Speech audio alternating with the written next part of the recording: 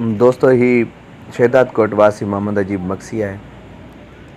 हिन सां गॾु हिन जो पुटु आहे असद, जंहिंखे हिसाबी चकर आहे।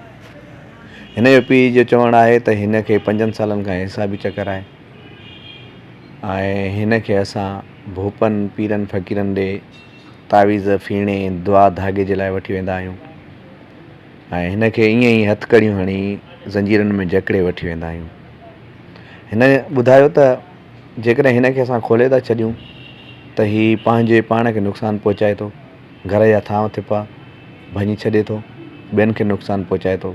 इन करे असां हिन खे ज़ंजीरनि में जकड़े रखंदा आहियूं त जीअं हीउ कंहिंखे नुक़सानु न पहुचाए सघे। ऐं हिन वक़्तु बि हीउ रोड़ीअ में मौजूदु आहिनि ऐं हीउ शहदाद कोट खां रोड़ीअ जे कंहिं इलाइक़े में हिकिड़े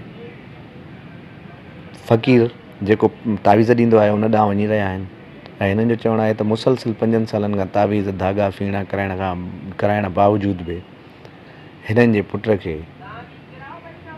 को सुठो तावीज़ या न मिली सघियो आहे जंहिंजे करे हू सिहतयाब थी सघे। ऐं हिननि जो चवणु आहे त हिननि जे पुट खे गैर मुस्लिम जिन आहे उन क़ाबू कयो आहे। डेड सॾनि था हुनखे, त डेड जिन आहे उन हिन खे क़ाबू कयो आहे, जंहिंजे करे जेको आहे सो हू हुनखे छॾे नथो। ऐं असां हिनखे अगरि अणवंदड़ कंहिं जॻह ते वठी वेंदा आहियूं त जिन चवंदो आहे त हेॾे अगरि हिनखे वठी वियो त मां हिनजो सर क़लम करे छॾींदुमि।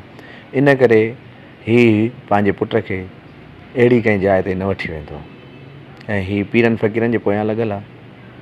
बाक़ी हाणे नसीब जी ॻाल्हि आहे त हिन जो पुटु कॾहिं सिहतयाब थिए थो, पर जहालत जी जंग जारी आहे। जहालत सां जंग कोई करण जे लाइ तयारु न आहे। जहालत ॾींहों ॾींहुं वधंदी थी वञे ऐं अहिड़ा वाक़िया पेश अचनि था जो माण्हू पंहिंजे बचनि खे, पंहिंजी औलाद खे बि क़ैदी बणाए रखे थो।